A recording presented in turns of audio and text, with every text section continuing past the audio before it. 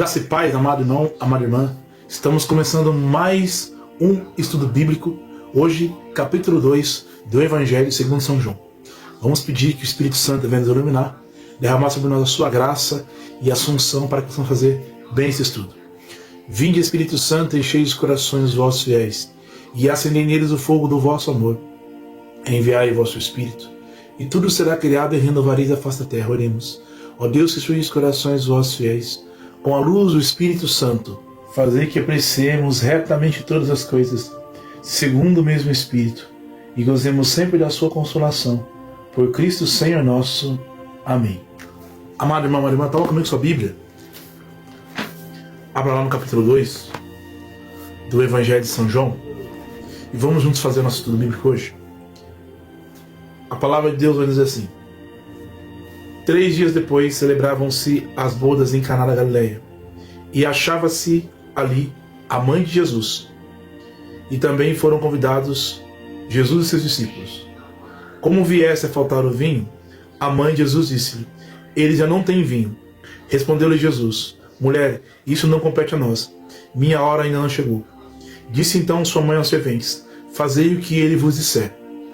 Ora, achavam-se ali 6 talhas de pedra para a purificação dos judeus, que continha cada qual 2 ou 3 medidas. Jesus ordena-lhes: enchei as talhas de água. Eles encheram-nas até em cima. Tirai agora, disse-lhes Jesus, e levai ao chefe dos serventes. Eles levaram. Logo que o chefe dos serventes provou da água, tornada vinho, não sabendo de onde era, se bem que soubesse os serventes, pois o tinham tirado da água, chamou o noivo e disse-lhe: é costume servir primeiro o vinho bom, e depois, quando os convidados já estão quase embriagados, servir o menos bom. Mas tu guardastes o vinho melhor até agora. Esse foi o primeiro milagre de Jesus. Realizou-o em Caná da Galileia. Manifestou a sua glória, e seus discípulos creram nele. Depois disto, desceu para Cafarnaum com sua mãe e seus irmãos e seus discípulos, e ali só demoraram poucos dias. Estava próxima a Páscoa dos judeus, e Jesus subiu a Jerusalém. Encontrou no templo os negociantes de bois, ovelhas e pombas, e mesas de trocadores de moedas. Fez ele um chicote de cordas, expulsou todos do templo, como também as ovelhas e os bois, espalhou pelo chão o dinheiro dos trocadores e derrubou as mesas. Disse aos que vendiam as pombas: tirai isso daqui, e não façais da casa de meu pai uma casa de negociantes. Lembraram-se então os seus discípulos do que está escrito: o zelo da tua casa me consome. Perguntaram-lhe os judeus: que sinal nos apresentas tu para proceder desse modo? Respondeu-lhe Jesus: destruí vós esse templo e eu o reerguerei em 3 dias. Os judeus replicaram: em 46 anos foi edificado esse templo, e tu has de levantar em 3 dias? Mas ele falava do templo de seu corpo. Depois que ressurgiu dos mortos, os seus discípulos lembraram-se dessas palavras e creram na Escritura e na palavra de Jesus. Enquanto Jesus celebrava em Jerusalém a festa das Páscoas, muitos creram no seu nome, à vista dos milagres que fazia. Mas Jesus mesmo não se fiava neles, porque os conhecia a todos. Ele não necessitava que alguém lhe desse testemunho do homem, pois bem sabia o que havia no homem. Palavra da salvação, glória a vós, Senhor. Amado irmão e irmã, é importante nós explicarmos o contexto desta palavra do capítulo 2 do Evangelho de São João. Primeiro, 3 dias depois, celebravam-se as bodas em Caná da Galileia e achava-se ali a mãe de Jesus. Que 3 dias depois é esse?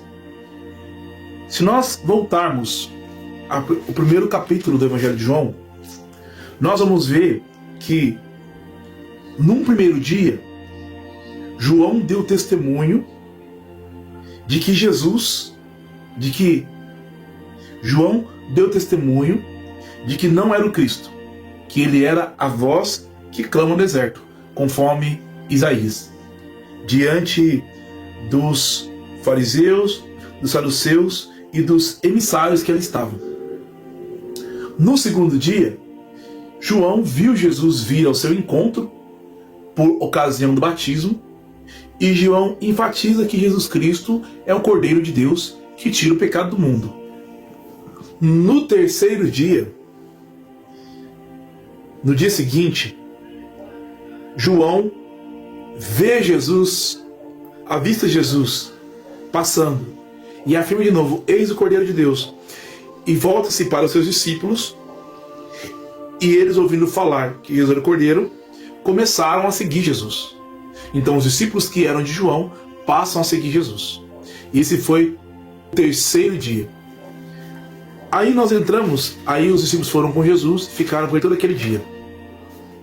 3 dias depois, então 3 dias depois desses acontecimentos, é que celebravam-se as bodas de Caná. E vamos dizer assim, mas que dias da semana são esses? Isso que é interessante. Na tradição judaica, é costume os casamentos acontecerem na terça-feira. Sim, na tradição judaica é costume os casamentos acontecerem às terças-feiras. Se nós formos por essa metodologia, então quer dizer que as bodas de Caná aconteciam na terça-feira e 3 dias antes seria então sábado. No sábado, João dá testemunho que não é o Cristo, que ele é vosso caminho no deserto. No domingo, ele batiza Jesus. E na segunda-feira, os discípulos que eram de João, são eles Felipe, André, Pedro e Bartolomeu, são os 4 discípulos. E no dia seguinte eles começam a seguir Jesus, né? Que é na segunda-feira. E na terça-feira, 3 dias após João dar testemunho que ele não é o Cristo, acontece então as bodas de Caná numa terça-feira. Interessante, né? Então, aqui nós entendemos que esse contexto de bodas de Caná está numa terça-feira, após o batismo de Jesus, após os discípulos seguirem Jesus e após também Jesus feito já ali a sua inauguração do seu ministério, vamos dizer assim. Ok? Perfeito? Nesse capítulo acontece então as bodas de Caná, um casamento, a festa de casamento. Faltou o vinho. Versículo 5, grifa aí, é uma ordem para nós. O versículo 5: disse então sua mãe aos serventes: fazei o que ele vos disser. Grifa aí. Maria disse a Jesus: não tem mais vinho. Jesus responde: mulher, isso compete a nós? Minha hora ainda não chegou. Qual que é a hora de Jesus? Segundo João, a hora de Jesus é a hora da glorificação. É a hora em que ele vai passar pela cruz, em que Jesus ele vai ser submetido à provação da cruz, do sofrimento e do Calvário. Esta é a hora de Jesus. Mas Maria entende que é a hora de Jesus começar a manifestar a sua glória, realizando o milagre. Então, ela diz ao servente: fazei tudo o que ele vos disser. E também para nós serve esse versículo. Precisamos fazer tudo aquilo que Jesus nos ensina na sua palavra. Precisamos fazer tudo aquilo que Jesus nos ensina através dos seus ensinamentos que estão aqui na Sagrada Escritura. Então, os judeus costumavam fazer purificações durante o casamento. Por quê? As pessoas vinham a pé para o casamento. E aí sujavam os pés, e aí sujavam as mãos. Então elas tinham que purificar. O judeu costuma purificar as mãos até os cotovelos, né? E purificar os pés, dos pés até canela, para poder entrar na festa. Então essas águas eram para a purificação. Lógico que eles não colocavam a mão na água. Eles pegavam como se fosse uma cuia, um potinho, né? E lavavam as mãos, lavavam os pés. Para aí servir aquelas águas que estavam ali. E eram 6 talhas de água. Por que 6 talhas? Porque no 6º dia Deus concluiu a obra da criação, criando o ser humano. Então 6 talhas significando os 6 dias da criação, e o 6º dia é o dia que Deus criou o homem e entregou a mulher ao homem, e o homem e a mulher passaram a ser uma só carne pelo matrimônio. Então você pode dizer assim: o casamento então deveria ser no 6º dia, que é a sexta-feira. e não na terça. Mas para o judeu, a terça-feira é o dia especial do casamento, por causa que o Senhor Deus havia instituído esse matrimônio como o ápice da criação. Então o terceiro dia, domingo, segunda, terça-feira, o terceiro dia evoca plenitude da bênção de Deus. Por isso o casamento é feito na terça-feira. Daí então eles encheram as talhas de água, e aí Jesus pediu para que eles tirassem e levassem ao chefe dos serventes. Tirai, disse Jesus, e levar ao chefe dos serventes. Marca esse texto aqui com a caneta vermelha, tá bom? Porque também é uma ordem de Deus para nós. Bom, nós temos aqui depois o versículo 10 e versículo 11 e o 12 vai dizer que é costume primeiro servir o vinho melhor, e quando os convidados estão bêbados, serve-se o vinho pior. E que naquele momento os noivos haviam guardado o vinho melhor para o final. Jesus transformou água em vinho de boa qualidade. Por quê? Primeiro, o vinho é sinal de alegria. O vinho também é sinal de aliança. O vinho também é sinal de amor. O vinho também é sinal de sacrifício. É por isso que na ceia pascal Jesus vai escolher o vinho para ser o seu sangue. Ele vai transubstanciar o vinho no seu sangue e vai transubstanciar o pão no seu corpo, porque o vinho é sinal de aliança. Jesus faz uma aliança eterna e nova conosco através do seu sangue. É por isso que na missa nós bebemos do sangue e comemos do corpo de nosso Senhor Jesus Cristo na hóstia consagrada, no vinho que consagrado se torna sangue, já não é mais vinho, é sangue de Cristo. Então, nesse sentido, essas bodas de Caná, ela é uma prefiguração das bodas eternas do Cordeiro, porque Jesus Cristo é o noivo e a igreja é a noiva. Então, essas bodas é celebrada com o sangue do Cordeiro. Jesus dá o sangue por sua noiva, por sua esposa. E nós, como noiva de Cristo, como esposa de Cristo, a igreja, bebemos do sangue do Cordeiro. Bebemos do vinho novo do reino de Deus, que é o sangue do Cordeiro, o sangue de Jesus Cristo. Comemos a sua carne, que é o Cordeiro de Deus que tira o pecado do mundo. Então, é muito bonito as bodas de Caná. Esse foi o primeiro sinal de Jesus. Marca o versículo 10 e 11 com caneta azul, porque essa é a mensagem de Deus para nós. Uma mensagem de Deus poderosa para nós. Esse foi o primeiro milagre de Jesus. E todos os seus discípulos creram nele por causa desse milagre. Irmãos, ainda nesse contexto, nós temos no capítulo 2 um momento em que Jesus expulsa os vendilhões do templo de Jerusalém. E ele faz um chicote com cordas. E ele expulsou aqueles que vendiam no templo. O templo de Jerusalém, ele tinha 12 pórticos. Cada pórtico tinha um nome.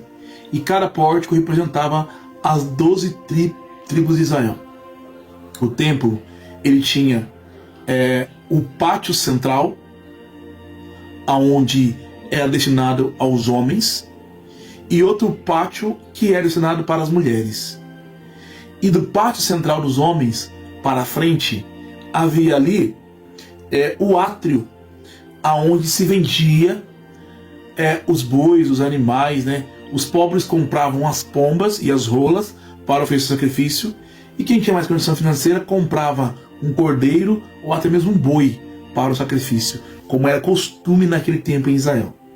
Quando Jesus entra no pátio dos homens e vê no átrio central ali esses vendilhões em volta do templo, aonde está o Santo dos Santos, porque havia ali um átrio principal, atrás dele havia um lugar chamado Santo dos Santos. Então se entrava no santuário e tinha uma cortina vermelha, e atrás da cortina ficava o Santo dos Santos, aonde estava ali a presença de Deus, vamos dizer assim. Lá em Isaías 56:7 diz, está escrito: minha casa é uma casa de oração. E também Jeremias 7:11, mas vós fizeste dela um covil de ladrões. Isso aí está no contexto lá que nós vemos agora, que Jesus expulsa os vendilhões do templo, e E nesse contexto, Jesus está purificando a casa de Deus. Jesus foi tomado de santa ira para proteger a casa de Deus. Então marca aí o versículo 23 de azul, porque é uma mensagem de Deus para nós, perdão. Então marca aí o versículo 16 e 17, porque o 16 para nós é uma ordem de Deus. Tirai isso daqui e não façais da casa do meu pai uma casa de negociantes. A casa de Deus é um lugar de oração e não de negócios. Então risca aí o versículo 16 de vermelho. E o versículo 17 risca de azul. Por quê? Lembre-se então, lembraram-se então seus discípulos do que está escrito: o zelo de sua casa me consome. Salmo 68:10. Porque nós temos que ter zelo pelas coisas do Senhor, ter zelo pela casa de Deus, ter amor pela casa de Deus. E nos versículos 19 e 21, Jesus vai dizer que o seu corpo é um novo templo, e ele vai morrer e ressuscitar no terceiro dia. Irmãos, nós cremos na ressurreição dos mortos, nós também cremos que iremos morrer e que iremos ressuscitar com Cristo. Então o versículo 19, 21 e 22 são promessas de Deus para nós. Marca eles de caneta verde. E por fim, o versículo 23 e 25. Muitos creram no nome de Jesus à vista dos milagres que ele fazia. Irmãos, precisamos crer em Jesus, crer no Senhor de todo o coração. E Jesus não tinha necessidade do testemunho do homem, pois sabia que o seu testemunho vinha do próprio Deus, e ele não tinha necessidade do testemunho do homem. Só mensagem de Deus para nós: primeiro, crer em Jesus, e segundo, acreditar que o testemunho de Cristo vem de Deus. Amém? Vamos rezar? Pai amado, Pai querido, te louvamos e te agradecemos por esse estudo de hoje. Que fortaleça a nossa fé, fortaleça a nossa vida, e que possamos sempre andar nos caminhos de Jesus. Que comungando a Eucaristia, experimentando o corpo e sangue de Cristo no altar, nós possamos celebrar as bodas do Cordeiro que se aproximam, e que possamos viver cada vez mais a intimidade com o Senhor, como igreja e como noiva. Nós pedimos cada vez mais, sejamos homens e mulheres segundo o seu coração, vivendo a fé em Cristo e tendo zelo por sua casa. Assim seja. Amém. Deus abençoe você, amado irmão, amada irmã.